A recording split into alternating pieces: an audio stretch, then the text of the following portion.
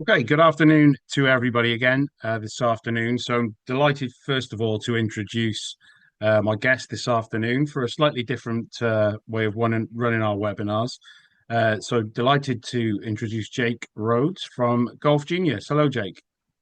Hey Gareth, great to be here. Thanks for having Good. us.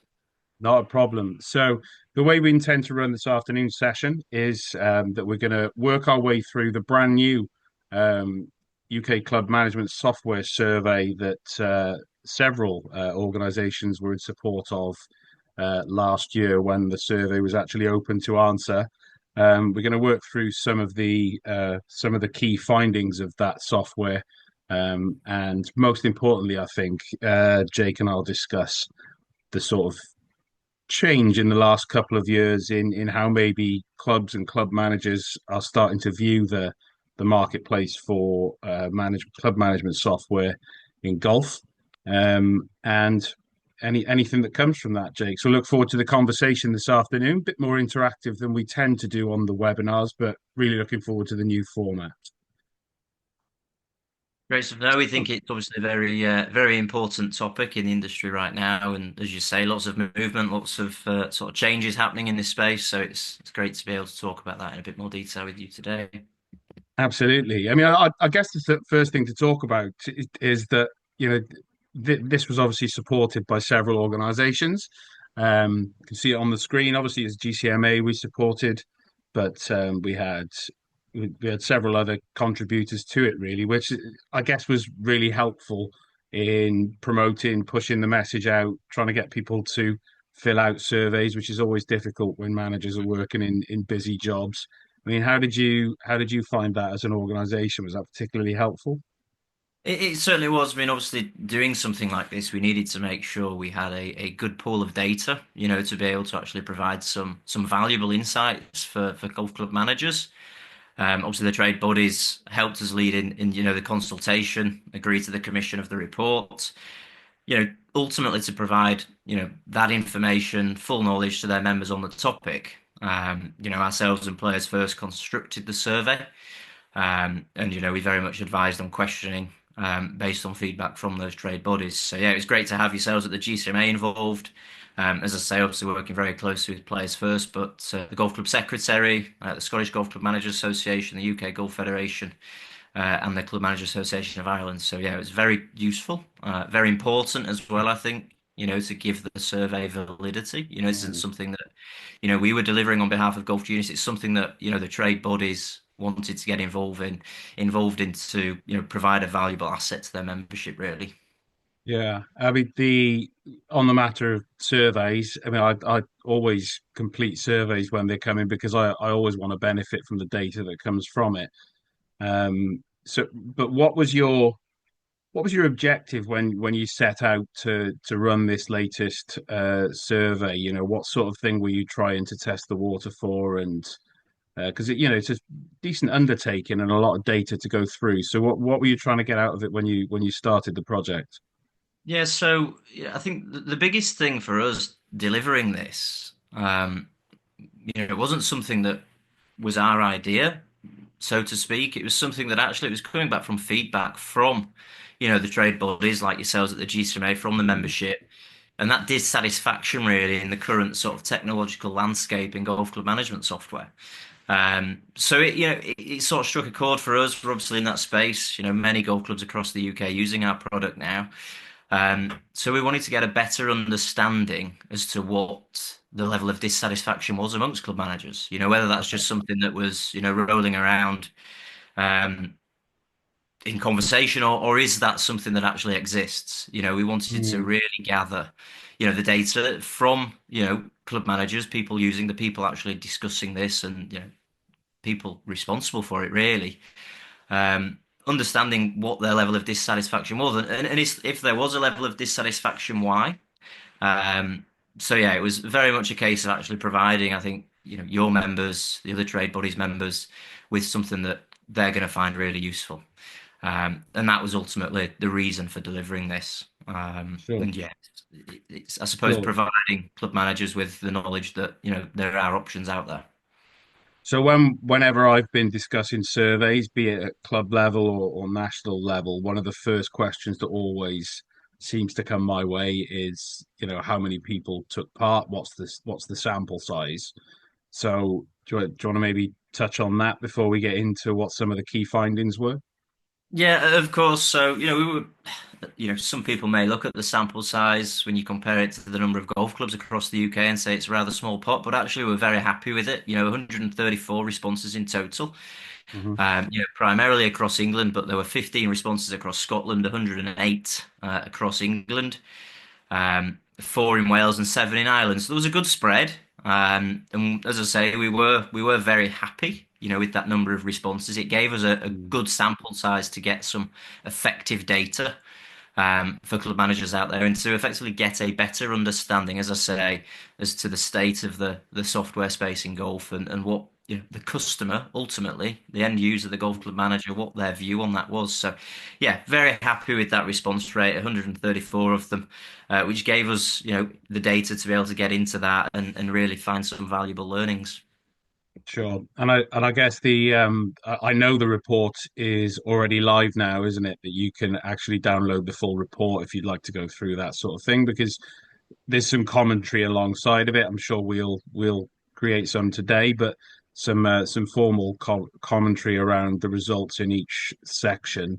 So for those people that like to really dive into these things, that level of data is available, isn't it? It is, and that's something that I'm sure we can obviously circulate around. I mean, it is publicly available now online. Yeah, You can get that directly through us. I know all of the trade bodies involved, in delivering the survey, have shared that out as well with their yeah, memberships. So, for instance, any members of the GCMA, if they can't find it through us, they can obviously access the survey report via yourselves, and get hold of that. It's available online, and there is a downloadable version, PDF document good. as well. So just sort of moving through into the very general sort of results before we dive down into it. So, our number one question on it was how important is providing a premium member experience, increasing revenue, and being more efficient. So those three types of things. So I'm sure it's no surprise to anyone that being efficient was the most important. Yeah. I'm sure, was that a shock to you? Certainly wasn't. I think we were sort of expecting that. I mean, there were obviously other options available. The fact that these three came out on Yeah, top, I think it was kind of what was, yeah, was expected. yeah. I think in an industry now, I think, as running a golf club, it's not an easy thing to do. The sort of Mm, things that golf club managers that, get involved in. I think technology, when it comes to things where technology can be effective, that's got to be the, first and foremost, the most important thing so that, golf sure. club managers can, in essence, get involved with more high value activity. Then Yeah. that's what technology should be there to do, to make your lives easier as club managers. So yeah, I think we were expecting that as number one. Yeah, I think possibly increasing revenue may well have come out on top of improving golfer experience, but I think Mhm. the two come together. If you're improving a player experience, a member, guest, visitor experience, then ultimately you should see a rise on the bottom line. Yeah, sure. I mean, I always look at these surveys and say I'd like to meet the 0.55 that don't really worry about their software being efficient. I mean that they must be superstars to not need an efficient system. Yeah, but just sometimes these surveys can throw up some things, and you think, that's interesting. But that's such a high number, isn't it? 9.45. So yeah, I mean that makes total sense to me. Someone who spent so long in clubs. I Yeah. I do Well, think from my own experience as well, the improving golfer experience, it doesn't surprise me it's that high actually, because I think over the years there's been more of an acceptance that that's what a really strong management software options can actually give you. It's not just now, you can have a news item on it or something like that. I think there's a genuine understanding that it can improve things, whether you're a visitor or a member to any facility. So to see that sort of thing on the climb, not that much of a surprise to me. But then the increase in revenue part, be interesting to see how that particular score goes over the next 5 years when, you sort of repeatedly ask that question now that we are getting further and further down the road from that COVID boom, is increasing revenue going to be more important to clubs in the years to come? That'll be really interesting to see, won't it? It will, and I think, when we talk about, improving that sort of member guest visitor experience, I think that's something that, we've sort of as an industry not necessarily had forced upon us, but I think we've learnt from other industries. Mm, When we get golfers coming to enjoy their leisure time at the golf club. People are becoming a lot more selective now with what they do with their leisure time. And I think that's why that's become such an important factor for golf club managers when mm, thinking about what they're delivering. The experience is such a big part of that now because, the competition for people's leisure time is rife. yeah. So as golf clubs, we've got to really work on that experience. And yeah, the revenue factor, I think in the past, if we'd have done this survey 10 years ago, I think, increasing revenue would certainly have been up above increasing that golfer experience and enjoyment. Perhaps that will change, but I think, as an industry, we're doing some really good things now when it comes to, improving that player experience. And it's not just about, the playing experience, it's about the experience at the golf club.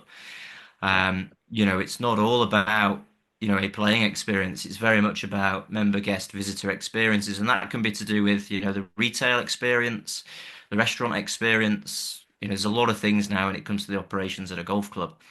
But yeah, increasing revenue, I think for a lot of clubs, as you say, the COVID boom probably eased a lot of concern there, but it's still Mm, something, as I say, it's still ranked up there as number three out of the options available. It's still, sure. even at, 8.92, it's obviously still at top of mind, just not quite Mm. as effective as being efficient and improving it, the experience at their club. Yeah. And having been through several system changes in my career, I was really interested with the data actually around, what the main consideration factors were for people that might be considering a switch, or even if you've got anything to add to that in terms of sometimes the barriers of why people don't want to switch. Yeah, that's it. And, I know we'll discuss that in a bit of detail, but, in terms Mm, of you look at those switch consideration factors there, again, it sort of backs up what we said right at the beginning of this presentation as to the reason for doing this.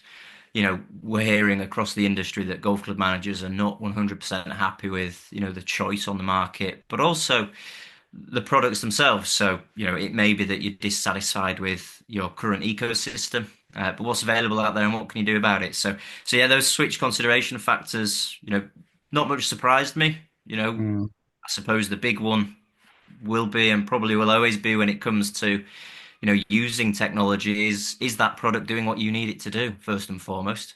sure. If you've got a product that's doing what you need it to do, then you don't need any product development. But the problem is, Yeah. the world changes, so products always need to develop and improve. Mm, So those two things, I think, as expected, came out as the main consideration factors to why people are considering changing software as part of a club ecosystem. Uh, sure. Buyer support, again, I think that's something if it's a problem, then I think that becomes higher up the priority list. If you're not getting the level of support that you feel you need, um, then as I say, I think that becomes higher up the priority list. But I think again that links to the other 2 points. If your product's doing what you need it to do, then you're probably not relying on the support so much in certain instances, but you're Right. always going to need strong support. So yeah, products not meeting requirements Yeah. will always be number one. And as I say, the world changes, so products have to develop. So if products aren't changing, getting better, meeting, your requirements today that, perhaps they were meeting yesterday, people are going to have to think about, Sure. potentially switching to a product that maybe doesn't meet their needs. Yeah, and I guess before we move on, it's important to just stress that that's what we're talking about is that what the feedback that you've been receiving and that we certainly hear it at regional meetings with the GCMA who won this week is that it's the options available is what people are not necessarily always very happy with. It's not, we're not here to say that they're not happy with a particular type of product or a particular company.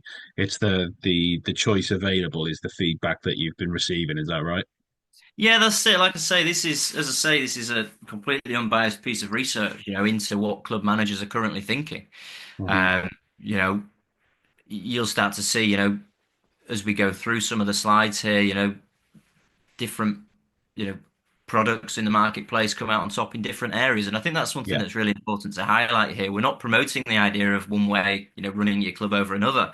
What we're actually promoting is the idea of working together in this space. I think, we as a business believe the software vendors, the ISVs, the independent software vendors have a responsibility actually to work together to provide golf club managers with the best possible solutions. Hmm. And if that means integration, then that's obviously a positive thing. Yeah. Provides the club manager with a better product and hopefully provides Mm. golfers with a better experience. So we've got within the sample size, Jake, we've got a situation at the moment where almost all of the respondents are using between one and four suppliers. So we've got 48 of the clubs that responded just use one supplier for everything. And then the greatest number being those using two to four. And then we've got some using lots and lots, so six to seven or more than seven. We've got 10 combined. So what you're describing is what's happening out there to a degree already. But I guess the point that we'll get onto later on is that point about integration. But that was a really interesting bit of data to me because again, my perception was that we'd have had more people saying that currently they're using a single supplier, whereas the truth is two to four. Um, so we've got obviously a little bit in next screen or two where we've got how that can look in practice in a Mm. golf club. Um, but how's that compared to the last time you asked that question in a survey? Because I've seen your colleague Simon present a couple of times now on how many suppliers each club use. How's that moved in the last year or two? Yes, so I mean, obviously, from conducting this survey, these were obviously, we've not done anything like this before. So what we did was we found some early response rates, Right. and sort of indicated where this was possibly heading. But yeah, this is the final result, and it's not shifted much actually. I think what we Right. probably would have, like I say again, if we'd have done this 10 years ago, it would have been very different. I think what we've Yeah, it started would. to Yeah. see already, and this is why I think that, the conversation on integration is so important. I think because products, are coming into the market. There's a lot more choice now in that space, and I think one thing we've got to Sure. do as a result of this is actually make it easier for club managers to find that. What is available in the marketplace? How do they go and Right. identify that and find suppliers without having to go and scan the internet? That's something that we've got to do as an industry is make it easier for, club managers to find what is actually available. But yeah, I think, the shift towards using multiple suppliers. Now, that doesn't necessarily mean that, a golf club isn't using, a system that sort of describes itself as an all-in-one. What it means is that they're already making the decision to introduce other software pieces on top of that, primarily to help them become more efficient and improve that Okay. member guest visitor experience. And yeah, as you mentioned, what you've pulled up on the screen there is effectively what we've described as the golf club management ecosystem, Right. all the different modules that build out, the ecosystem of what this survey is about. Now, if you want to go in there and describe that beforehand, but I can obviously provide some feedback on what that looks like and why we think, obviously those are the main modules within a club management system that, club managers are telling us are the most effective. So that's Yeah. again what all of this is geared around is what you can now see on the screen. It's that Hmm. ecosystem. It's actually making this easier for golf club managers to understand. I think that's really important. If you historically used one system that does all of these things, then this on the screen right now will probably look fairly complicated and complex. But actually, it's really easy to understand because if you've got, you can see there's 8 different modules there on the screen. If you're using 8 suppliers, but they're all talking to one another, and you've got a fully integrated solution, then it doesn't matter if you have 8 suppliers. Right. Ultimately, that might not be the first choice of everybody, but if integration is in place and it's, doing what it needs to do, you should have that choice as a club manager. Now, we're not necessarily saying that's the right way to do this. That's not what this is about. What we're saying is, if that's your choice, you should have that choice. You shouldn't be forced to say, okay, well, if you use this product, you can't use product A, B, and C. Yeah. So So yeah. with this screen that we're looking at the moment, Jake, when I first came into the industry, or certainly within a few years, that's kind of what my life looked like within a club, but it wouldn't have had any of those orange lines on it.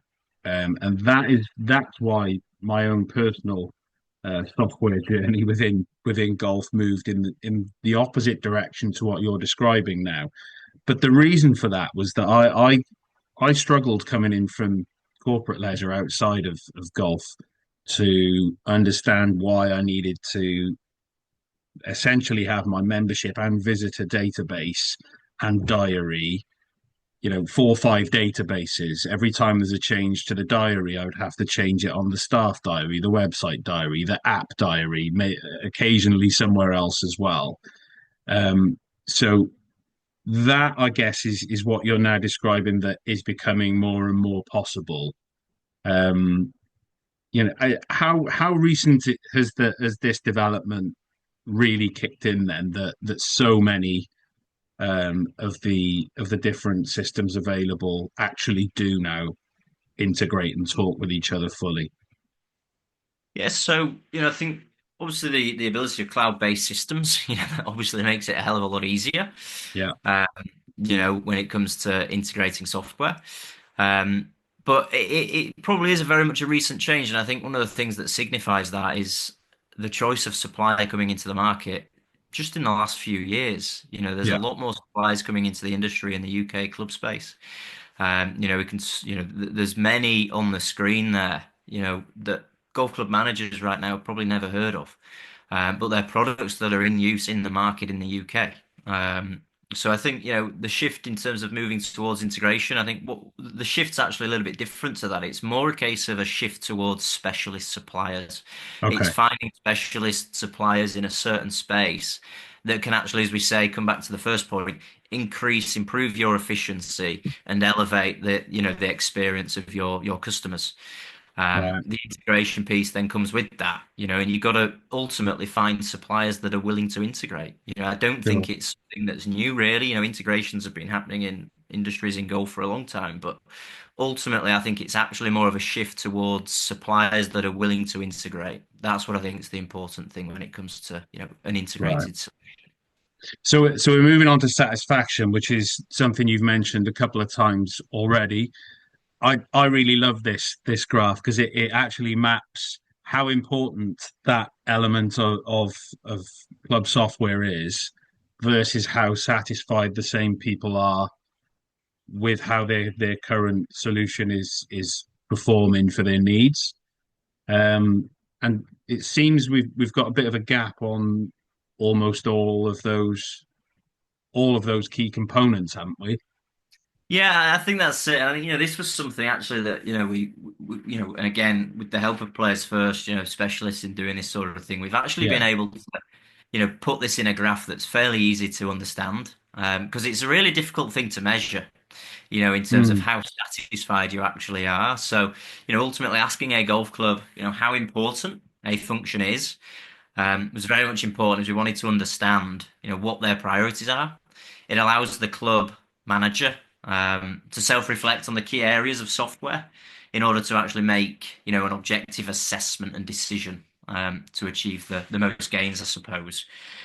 Once we ask them, the important functionality, we ask them the satisfaction with, their current supplier in that space.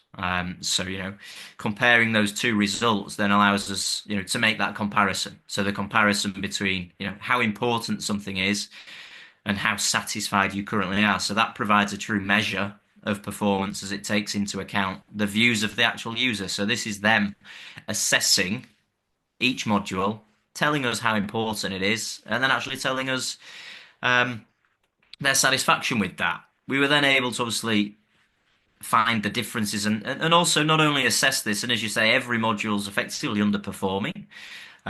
Obviously, certain modules came out performing better than others, so we were also then able to look at it and dial it down on a module by module basis as to, okay, how is each individual module performing there?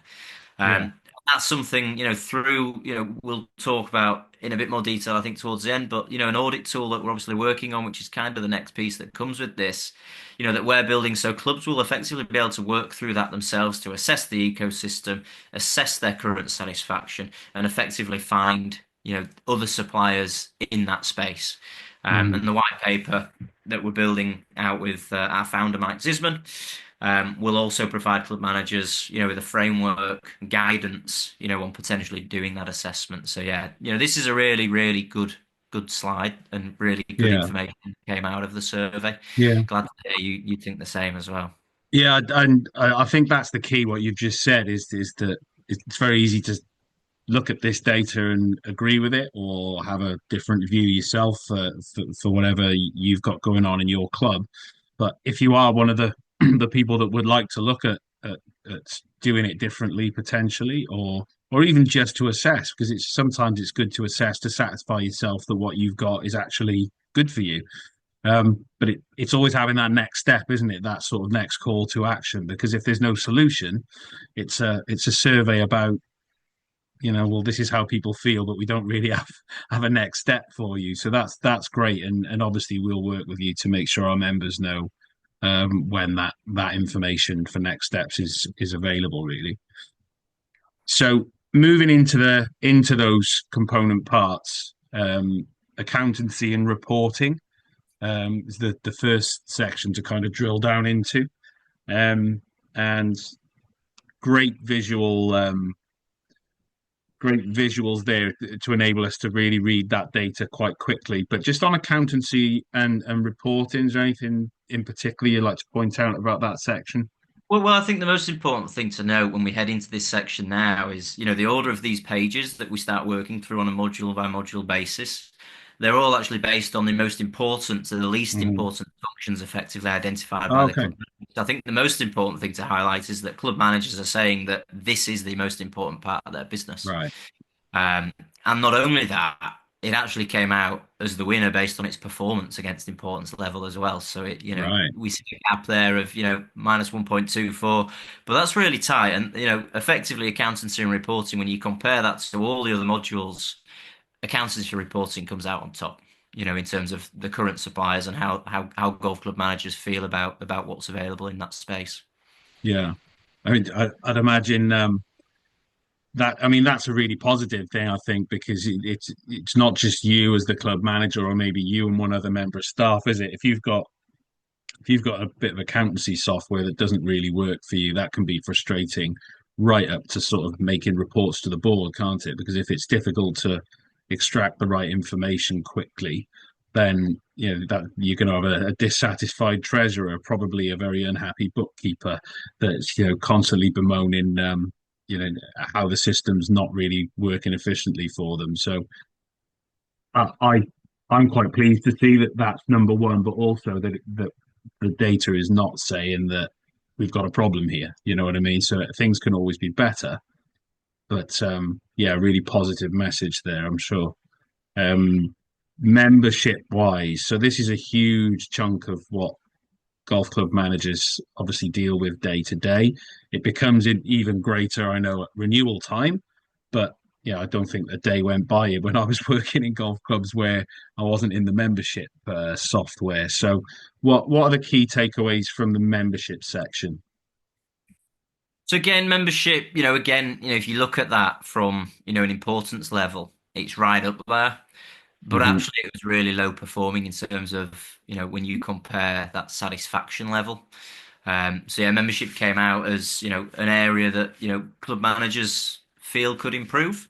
Hmm. Um, but again, I think it's also really important to highlight that actually across every single module, you know, clubs identified their suppliers of each function. We allowed them, out of 10 rating to be produced based on the supplier performance. And as I say, all functions had a minus number. So technically it shows that all solutions are underperforming. So, it's very easy to point the finger and say this module is underperforming, and comes out last.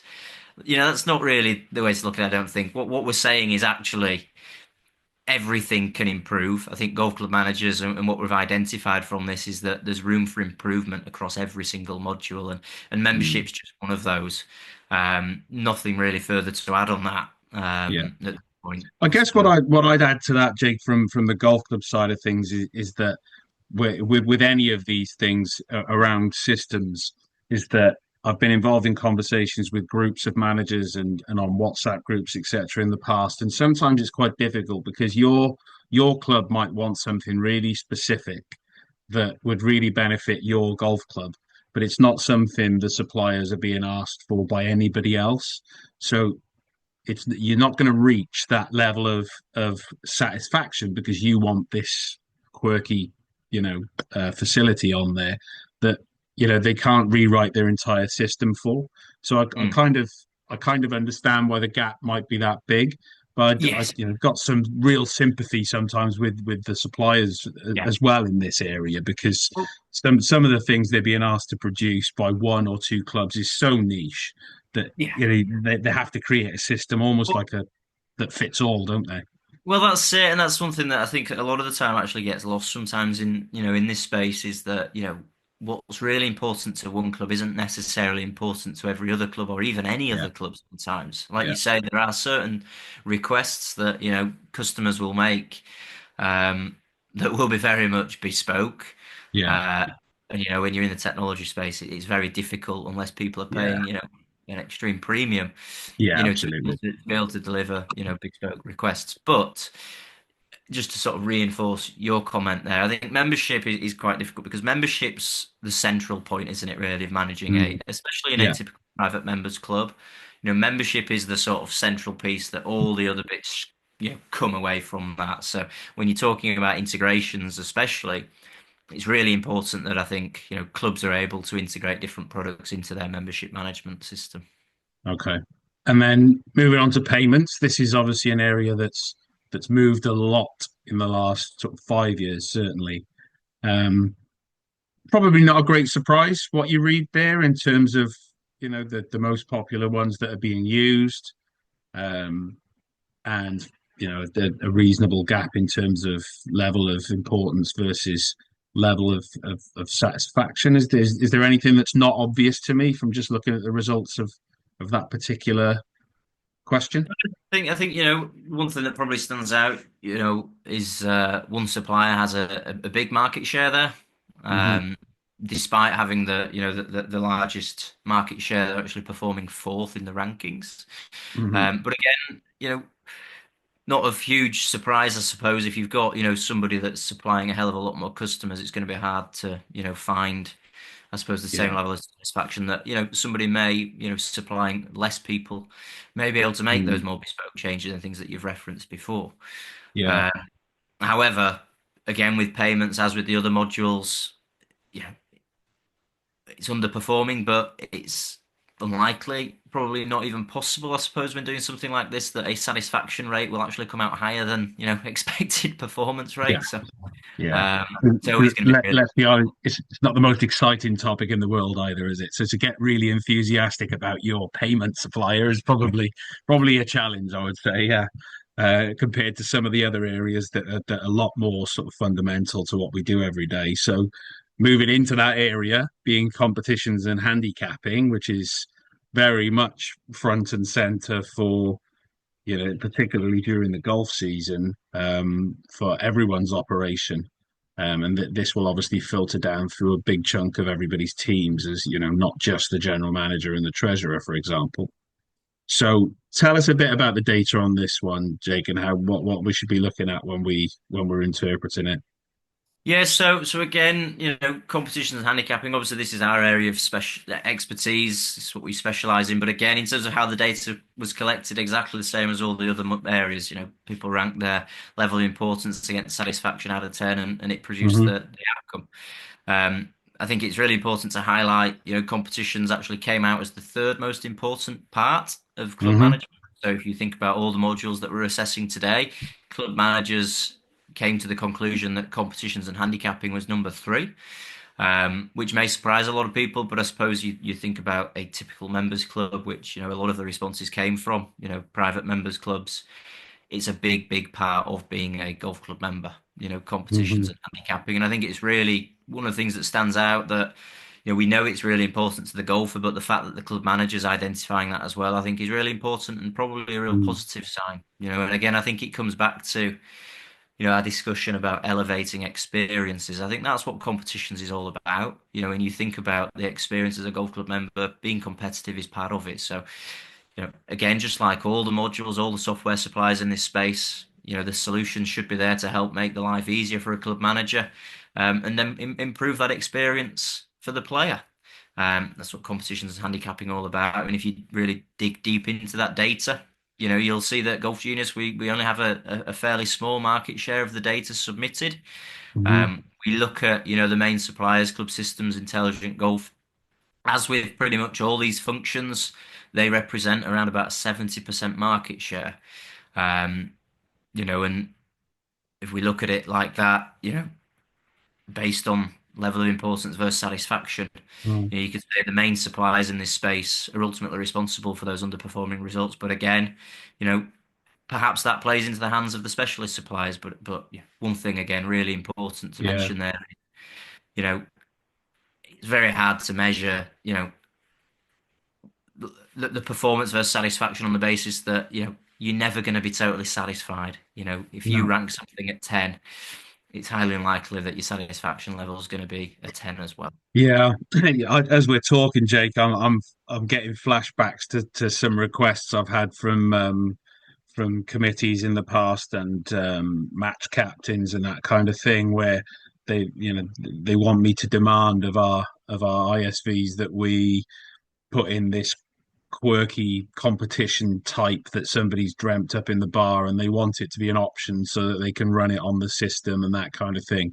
So, as I say, I'll always remember that just how many different types of things sometimes the ISVs are asked to do, and Yeah. also when you've got such a big market share as well, it's going. Well, I think you've already said it's going to be impossible to keep Yeah. everyone totally happy with that, isn't it? Well, But yeah, that's well, it. I mean, interesting stuff though. Very interesting stuff. Well, that's it. And I think, you mentioned an interesting point there about, certain things, and, you've referenced, a sort of example there in competitions and handicapping. I think what you will see is with specialist suppliers, we specialize purely in competitions and handicapping. So, there's not many formats that we've been addressed with that we can't do. And I suppose that's one of the benefits you'll get from working with specialist Mm, suppliers. They specialize in that specific area. So hopefully, they'll probably be able to provide a slightly better product in that space. right, right. Interestingly, Darren, who works for the GCMA, had a really quirky competition type at his club the other week, and when he told me the format, which I won't bore you with, I actually hope you never add that to your software because I don't want to end up playing it at my club. Just thinking purely selfishly. I'm sure it was fun for those on the day, but I couldn't get my head around it. So websites. Yeah, really interesting scoring how important it is actually, because I thought as time had gone on, websites would probably rank a bit higher than that. So quite interesting. Yeah, I think again it comes back to possibly who's using a website. I mean, we speak to a lot of golf club managers, and they'll oftentimes tell us now that their membership don't really visit that website anymore. Okay. Golfers generally quite like accessing everything through a mobile app these days, and I think you speak to most golf club managers, they'll tell us that their membership won't be utilizing the website very much. So they're very much linked back to I suppose driving revenue. How can you make your club look more attractive to potentially new members, visiting Right. parties, casual pay and play golfers? Hmm. Um, so I suppose connecting the two together, if you're keen to obviously improve and increase revenue, then, you're probably going to want, to improve your website, make sure that Okay. it's easy for people to spend money. But as I Mm. say, if you're a golf club with lots of members and that's your sort of key source of revenue, perhaps the website isn't going to be the most important thing. But Sure. again, I think one thing that really stands out here again, one of the, let's say that the sort of reason for this survey is very much to identify what's in the marketplace. I suppose put the dots together between, integration, specialist suppliers, and I think one of the things that really stands out, the two leading suppliers or ranking in this space are specialist providers. You've got Right. Golf Working, you've got Nuke, who very much specialize in building websites for golf clubs. Right. And they rank significantly higher, than anybody else in that space right now. Hmm. And Interesting that this very, is the first time we see lots of different names as well, isn't it? That I think that's they're yeah, and when you go back to one of those early slides where it's between two and four suppliers, I guess this would be a lot of people's number twos then, looking at the rest of the data in terms of numbers of systems being used. It's probably a website mm, and yeah, a one-stop shop or a website and maybe two others. But this is probably going to be the area where there's the most sort of yeah. diversity, isn't there? I would agree with that. I think, you go to a lot of golf club websites now, if you're using, I suppose a venue management solution, venue management software, an all-in-one, I suppose, a lot of the times the website's different. And that is, as I say, a clear indication that golf club managers are Hmm. moving towards specialist suppliers to improve certain parts of their Mm, businesses. I think we're only sure. going to see more of that across the other modules as well. Because again, coming back to something we discussed earlier in the call, driving revenue is a big thing. As you say, the COVID boom has perhaps, eased those concerns a little bit in the short term. Right. So improving your website and how you're attracting golfers to your club was obviously really important, which is, possibly a reason for why so many people have moved towards, a bespoke website from a specialist supplier rather than potentially using a website that's supplied by your venue management provider. Right. And then point of sale, we've got far fewer names in the hat for this one, but really interesting is just that bottom graph for me is that there's not a great deal of variance no matter who the supplier is in this regard, is there? Yeah, and I think that's something that, when we do, I suppose the audit. So one thing that will be really interesting to get from club managers is why, why Right. Okay. are these, all performing in a similar way? And they're all, underperforming what they would class as, the sort of importance level. So it'd be really interesting to understand what it is that these products aren't doing that club managers really want them to do. And is Mm. that, because again, lack of integration in this space into, if you're a golf club that uses a membership platform that perhaps, doesn't have the, that mentality to integrate with other suppliers. Um, perhaps we're using software solutions when it comes to point of sale that, isn't perhaps as strong as, the solutions used in things like restaurants and hotels, when Oh, actually, okay. perhaps that's something we could be looking at. Could we be looking at suppliers that, are coming into this space from other industries, that do a really good job at it? Mm. Why aren't we opening the doors to those suppliers to be able to come into the marketplace and improve what we do in our Mm. golf clubs? So in terms of CRM and marketing tools, again, a few sort of new names come into the equation here. Um, I mean, level of importance, first of all, I guess it's worth noting that this is a lot lower for clubs generally than some of the other areas that we've spoken about. There's still a gap, but not as sizable a gap in how happy they are with that. Is there anything you'd add to that? Yeah, so I think, what's really interesting is obviously the growth of HubSpot in this space now in terms of in Mm, golf clubs. Golf clubs mm, actually turning to, dedicated specialist CRM tools and platforms. yeah. Um, Again, I think this is going to get more and more popular as time goes on, as clubs start looking to increase revenue a little bit faster than perhaps they are doing now, as we Mm, come out of that COVID boom. Again, if you're, quite happy with, turnover and profitability every year, then, marketing's probably not top of your priority list. mm, But I do think, again, interestingly, HubSpot comes out quite high there, in terms of, as a single supplier comes out on top. mm, Um, and yeah, as you say, the importance level's low, but the overall satisfaction is extremely low. But in terms of the gap between the two, it's not that huge. yeah. Compare it to the other modules as well. So again, I think it's something that will probably become more and more important to golf clubs. When they're looking to improve the way they market their club. We see the improvement of websites. Your website's a marketing tool. Um, so that's obviously ranked fairly important. Clubs Mm, put a lot of mm, effort into that, and I think there's a lot of suppliers, marketing specialists that come in to help golf clubs improve the way they market their clubs. I think, we're only going to see the importance of marketing your club better, sure. improve in terms of its importance. Yeah. And important to note there that it's ranked at 7.76 in terms of importance. And we've got one that actually outperforms that. And then obviously intelligent golf is zero point 0.1 away from being the same as the level of importance there, because obviously in some of these sections that we've been talking about, everyone is below it. So worth noting when we have people performing at or above the level of importance. So T sheets. Just a question on this before we get into any of the actual results. Do we think the level of importance of the T sheet might have been skewed because managers might be working in clubs that actually don't have one? Is I, that I, I possible, or was there kind of an opt-out option on the survey for that? no, certainly not. So I think again, as you say, it probably comes back to because I personally actually expected this, as you say, the importance level to be higher.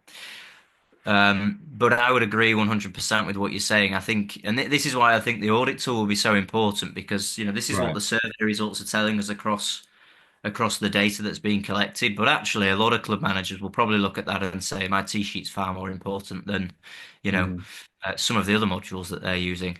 yeah. But no, everybody, completed the survey. There's no opting out.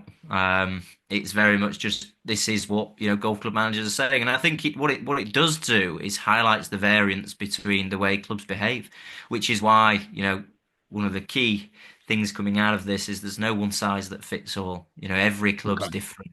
And I Sure. thought that, as you say there, Gareth, from your background, having a T sheet, operating it is so important to the clubs you've been at.